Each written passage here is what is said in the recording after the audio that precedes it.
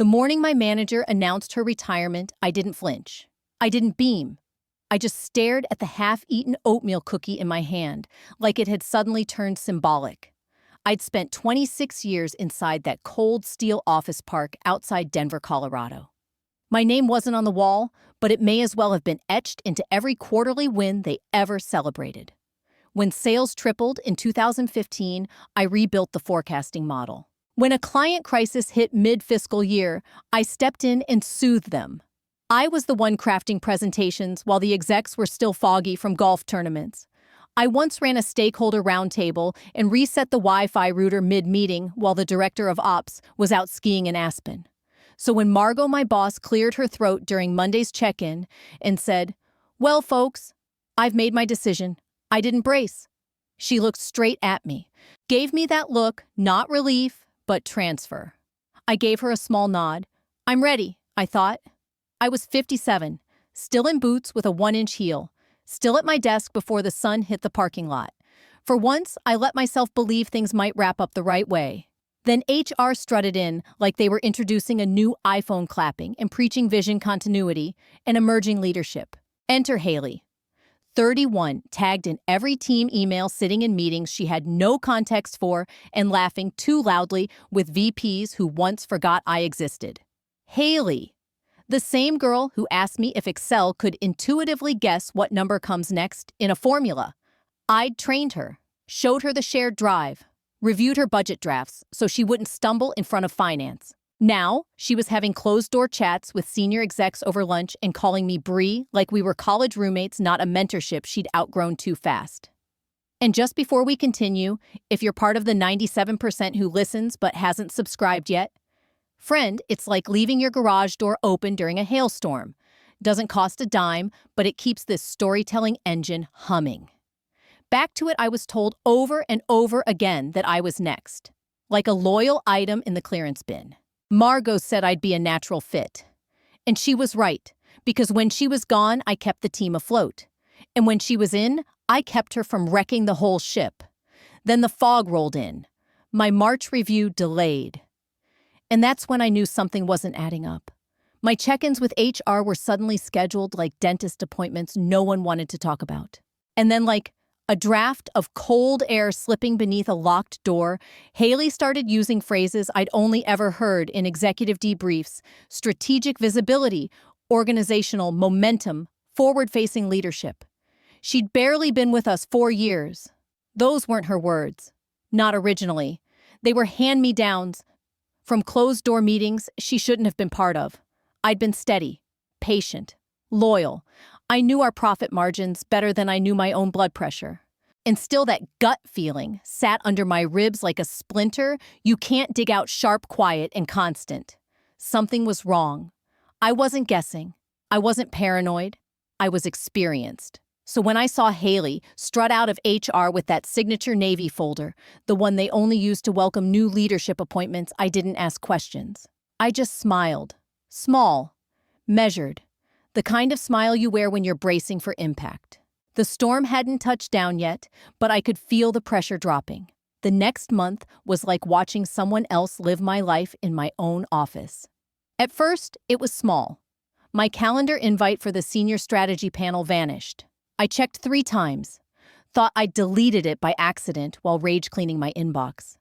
I messaged Marissa in HR. She chirped back, "Oh, that one was postponed indefinitely. Didn't anyone loop you in?" Like forgetting my involvement was a mild oversight, not a message sent loud and clear. Then came the silence. Not the peaceful, earned kind. This was the heavy, waterlogged quiet you feel when something's being smothered. Meetings I'd always attended, suddenly at capacity. My Q1 review delayed again. "Your track record speaks for itself," they said. Which really meant we made a decision. Just not one with your name on it. The final slap came over break room gossip and burnt coffee. A junior analyst I barely knew leaned over and whispered, "Wild, huh? Heard Haley made the shortlist for that director spot. Thought Bree was a lock, but someone said her name wasn't even up there." I froze mid-sip and scalded my tongue. Back at my desk, I stared at the screen. Click, click, click. Each tick a reminder I was supposed to be on that list. Margot told me she'd pushed for me. And now I was hearing I was never even in the running. That's when the confusion gave way to something colder realization. This wasn't a mistake. It was a maneuver. A mistake can be corrected. A maneuver. That's a strategy. That means someone already calculated how much they could bleed you before you even realized you were holding the knife. I didn't march to HR. I didn't fire off emails or blow up teams. I started documenting. Old school. I opened a spiral-bound notebook with a red cover, the kind that looked like blood against beige carpet. I wrote the date, the time.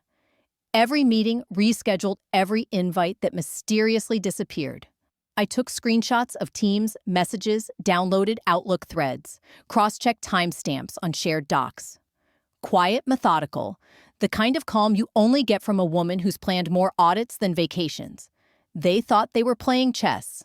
I was memorizing the board, the weirdest part. Nobody seemed to notice I was watching them watch me. Haley got perkier. Marissa from HR turned vague, the kind of vague that smells like a cover-up in progress. Even my own team gave me that sympathetic smile you reserve for someone left off a wedding guest list. They thought I'd go quietly. They forgot I'd taught half of them how to fix a pivot table in under 2 clicks. By the end of the week, I had a folder titled Promotion Timeline Discrepancies. Nothing dramatic. No exclamation points. Just clean clinical truth. And truth, when sharpened, the right way slices deeper than betrayal. It was a Thursday. One of those odd April days in Colorado where the sky can't decide between snow flurries and sunburns. I was walking back from the copier with a stack of monthly reports when Mason from Finance Suite Guy, bad with formulas, drifted beside me like we were mid-conversation. "You know," he mumbled, "I was surprised they passed you up. HR said something about long-term viability, that you might not be sticking around long enough to make the investment worthwhile." I stopped cold in the hallway. Fluorescent lights above us flickered like a broken bug zapper. "Come again," I asked voice, even like a winter bourbon. Mason blinked. "Wait, that wasn't public? I thought you were like planning to retire or something." "Never mind." He practically melted into the floor and wandered off. I stood there, gripping the reports that now felt like bricks. I had never mentioned retirement, not once. If this story made you pause, nod or clench your coffee mug a little tighter, hit that subscribe button. The next chapter's already brewing, and trust me, you won't want to miss what comes next. I wasn't done. I still had budgets to beat and forecasts to perfect. But now that word retirement was being used like a lock on a door I hadn't even knocked on. So I walked past my desk, straight into the old IT room. Logged into the internal portal, pulled up my employee profile, and checked the file access logs. And what I found confirmed everything. HR had accessed my file 3 times in the past 6 weeks. The last instance, the day before they finalized the promotion shortlist. The file included everything: my birth date, full employment record, even that outdated wellness survey where I admitted I was managing mild menopause symptoms with yoga and salmon dinners. Because corporate health plans are just guilt in breathable fabrics. I stared at the screen. I didn't blink. I didn't gasp. But inside, something ancient and frozen cracked clean through. This wasn't a theory anymore. This was digital proof fingerprints on a loaded weapon aimed directly at my career. That kind of fury doesn't ignite. It hardens. It makes your bones cold and your resolve like steel.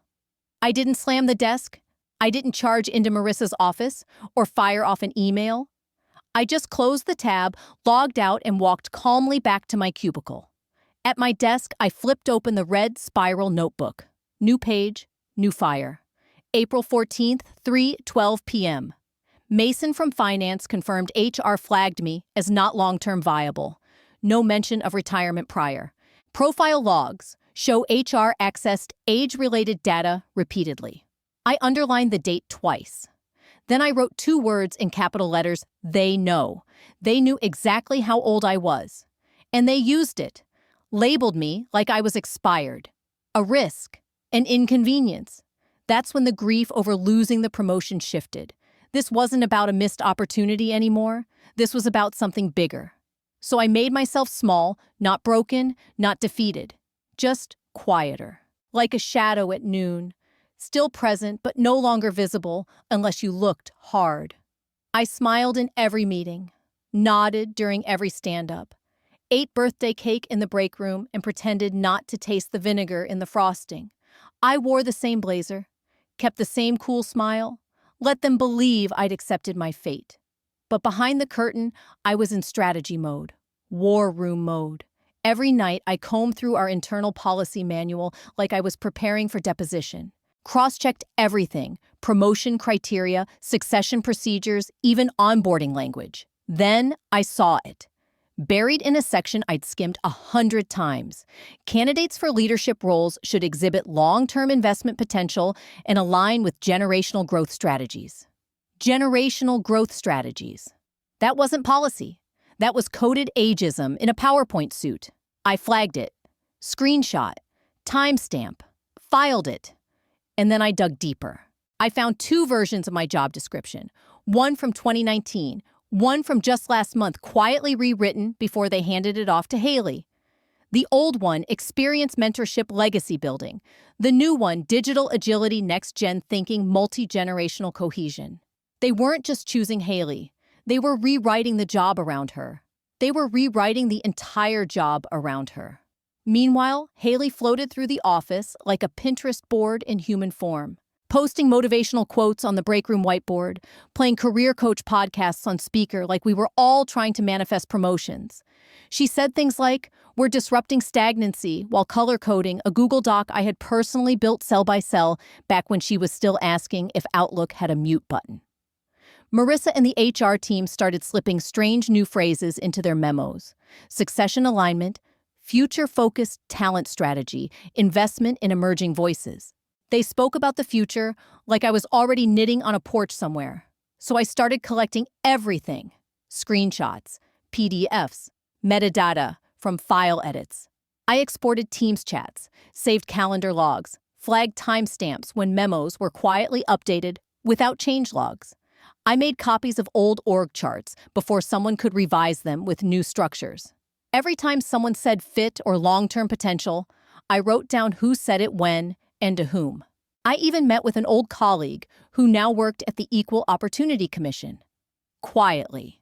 Just 2 women in a nearly empty Panera Bread near Cherry Creek. I gave her the high-level version. She didn't ask for details, just stirred her tea, nodded slowly, and said, "Start a timeline.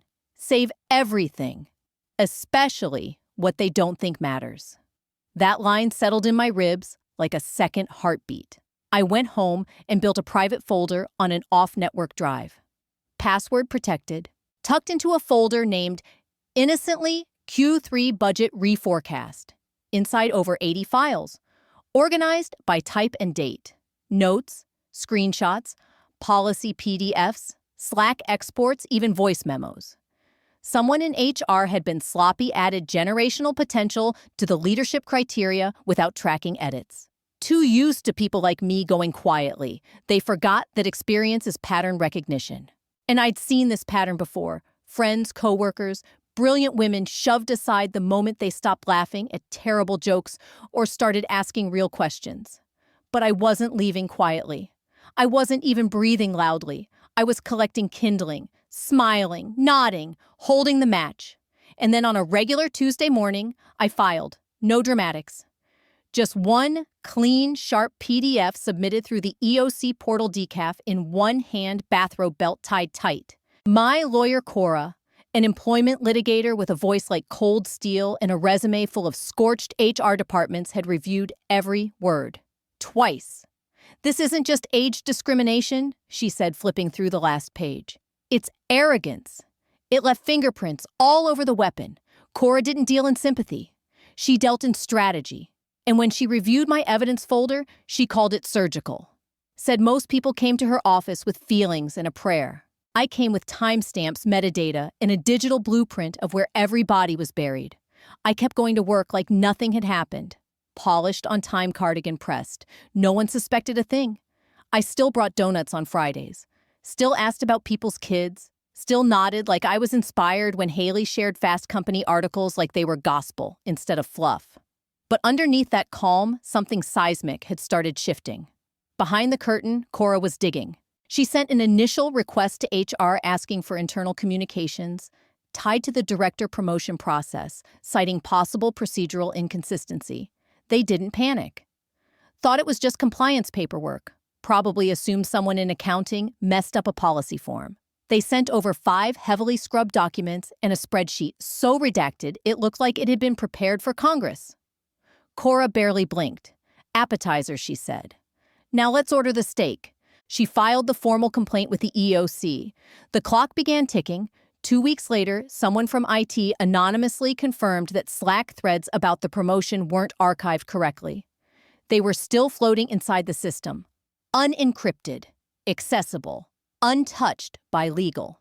And yes, those threads included my name. That's when Cora filed the subpoena. And that's when the air in the office changed. HR, once painfully chirpy, went mute. Marissa, who used to compliment my scarves and steal my yogurt, started avoiding the kitchen entirely. My name started vanishing from email threads. A manager even offered to lighten my workload to ease the transition. Transition into what obsolescence Haley. She stopped talking to me altogether. The woman who once called me her mentor now couldn't meet my eyes in the hallway without developing a sudden fascination with the ceiling tiles. No one said anything out loud. Not yet. The subpoena hadn't landed on their desks, it had just crept into their forecast. But storms are felt before they're seen. And this one had thunder behind it. Cora called that Friday night. Her voice was smooth, clinical. They got sloppy, she said. I've seen one of the Slack messages. She paused. It says, and I quote, "She's got that menopausal vibe. Not exactly the face of long-term growth." I stared at the ceiling, my breath steady. "That your smoking gun?" she asked. "No," I said. "That's the lighter fluid." Because this wasn't about a promotion anymore. This was about setting their whole rotten playbook on fire. The first real sign they knew something was coming, a calendar invite. Subject line, exciting new opportunities for internal growth sent from Marissa in HR. I almost laughed. The title felt like they were trying to gift wrap a dead fish. The invite was for a casual conversation, Marissa claimed, using that tight-lipped, Botox-polished tone HR folks adopt right before they escort you out with a smile and a protein bar. We met in the so-called wellness room, which used to be the nursing closet, until they slapped a diffuser and a beanbag chair in there and started calling it strategic. Marissa launched into a well-rehearsed speech about lateral agility and internal recalibration. Said they were looking to offer me a flexible, non-managerial role, one that freed me from the pressure of leadership while honoring my contributions. Translation: crawl quietly into a corner and take your branded water bottle with you. I smiled and tilted my head. Is this in response to something I said I asked calmly? Or something you're trying to get ahead of Marissa, blinked like I'd spoken Latin. Oh no, not at all, she chirped. This is about evolution. Culture, harmony. I'll keep my current title, thanks, I replied, still calm. If I wanted to disappear, I'd retire, not pivot. Her smile twitched the way a lie does when it wants to run. That same week, Haley couldn't make eye contact. Not once. Not even by accident. She moved around the office like I was contagious. I once walked into the copy room and she spun around so fast she knocked over a box of toner. Didn't apologize. Just muttered something and bolted like a sitcom intern who'd spilled soup on the CEO. Then came Marcus, a mid-level manager, with the moral backbone of a wet sponge who cornered me by the employee garage after hours. Hey, Bree, he said, scratching his neck like a teenager caught skipping class. I don't know all the details, but this wasn't supposed to get messy. Everyone respects you. Always have. I raised an eyebrow. Then why was I erased before anyone could even blink? He didn't answer. Just stared at his loafers while the wind answered for him. Meanwhile, Cora was playing chess. She'd already filed a supplemental request through the EOC Slack exports performance review logs, HR chat threads. It wasn't a subpoena, not yet. Just a gentle knock. HR scrambled, canceled 3 leadership meetings, reshuffled org charts, locked down access on the portal. But it was already too late. The data was moving. The trail was warm. And I knew exactly how this game ended. The real damage wasn't in the strike. It was in the cover-up. The slapdash memos, the shaky meetings, the way people stopped saying my name like it might activate some legal tripwire hidden in the air. And while they scrambled to plug leaks with corporate duct tape and half-hearted wellness webinars, I sat calmly at my desk, logged my hours, replied to emails, reviewed a project plan. Haley barely understood offering just enough feedback to keep the train on the tracks. Not that it mattered. That train had left the station weeks ago, and they were at least 3 stops behind. Cora called at exactly 7:42 a.m. That was her version of champagne and confetti. "We got it," she said. No greeting, no build-up. 2 emails, one from HR to the selection committee highlighting my age in bold like it was a liability assessment instead of a birth date. The second from Haley, half joking that Bree still uses Excel like it's 2009. Cora paused, let the silence land. "You want the rest?" she asked.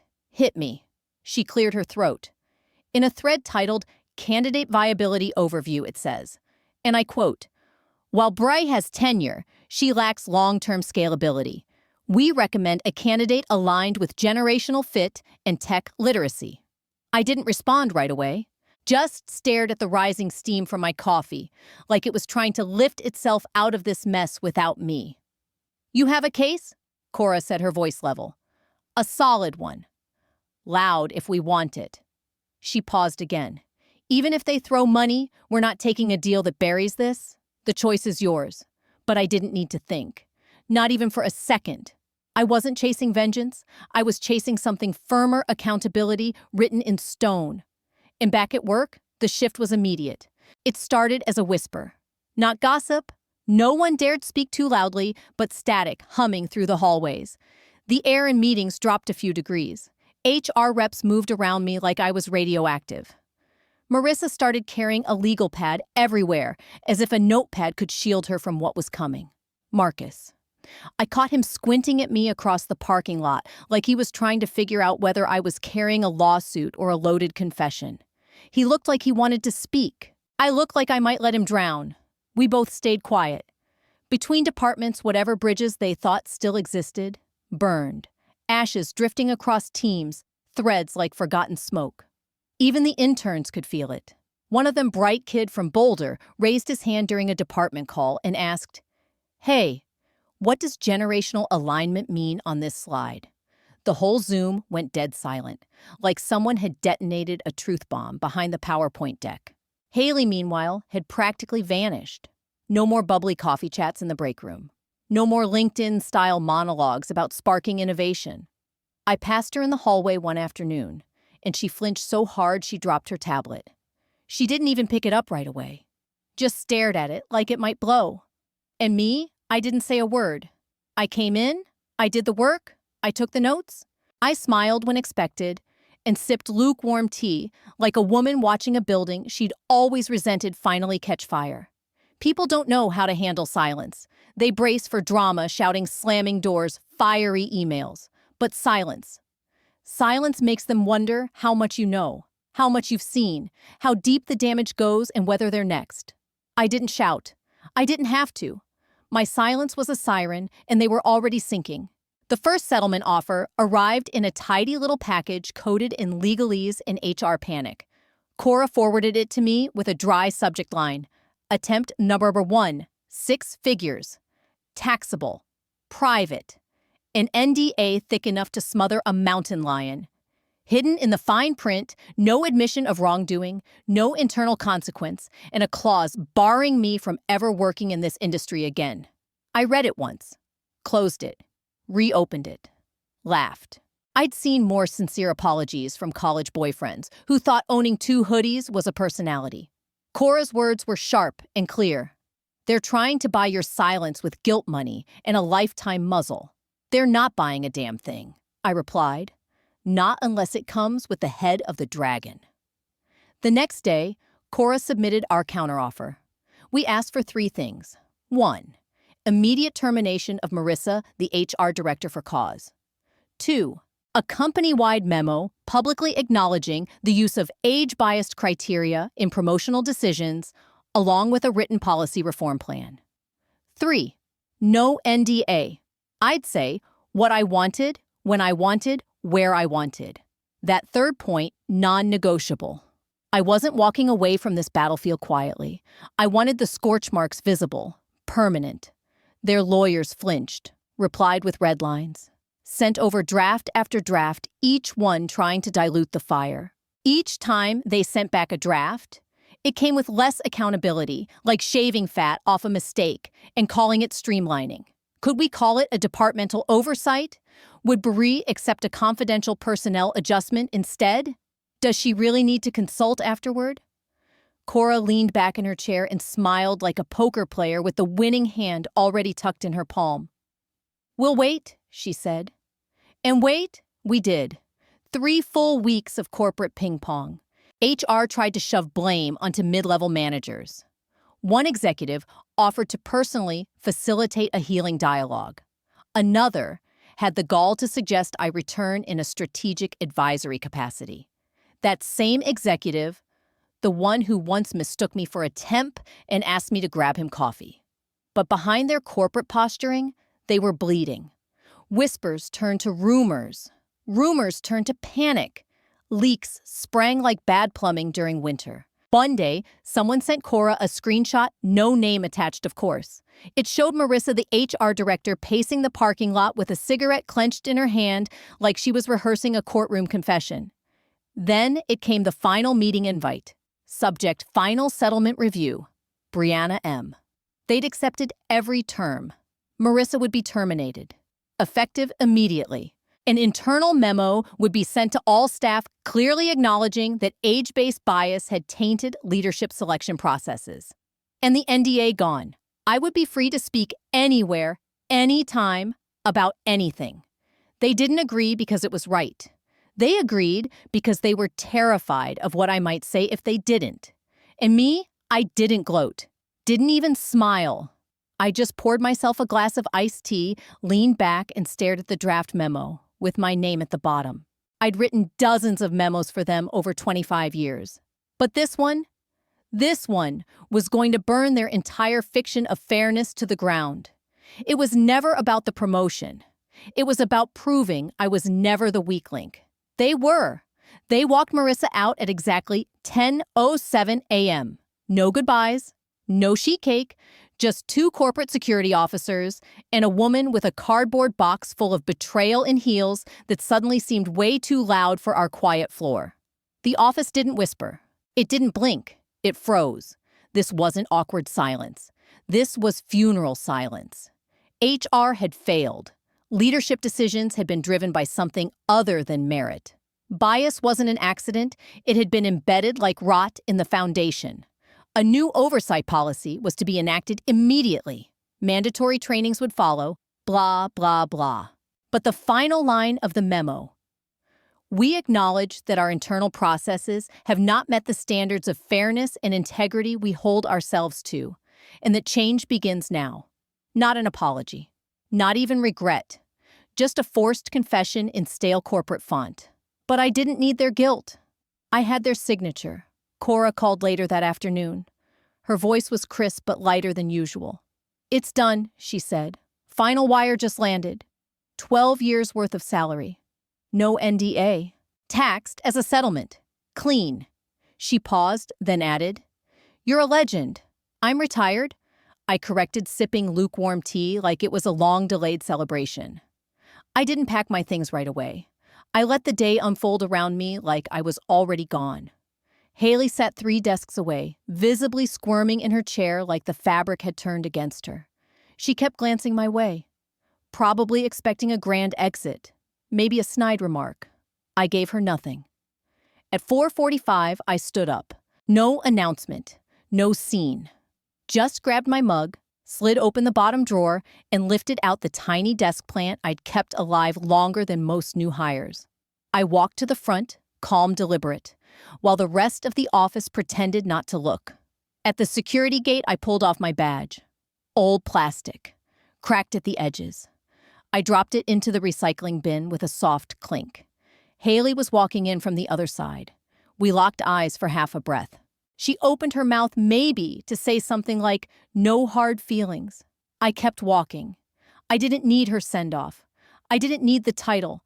I built my own exit, on their dime, and what hit hardest wasn't the payout. It was the silence I weaponized. In a culture of oversharing and emotional explosions, I played it slow, cold, surgical, because sometimes the smartest move isn't screaming into the wind, it's watching the weather patterns. Then, flipping the whole damn forecast. Thanks for sticking around, you legends of the break room. If you've ever been overlooked, underestimated, or labeled past your prime, then you understand why I couldn't walk away quietly. Leave a comment. Share your thoughts, your stories, your fire. I read every word. And if you're still in the game, like I was, here's my advice document. Everything. Trust your instincts and never confuse silence with weakness. Support matters, so hit that like button, subscribe, and walk this journey with me, because we're just getting started.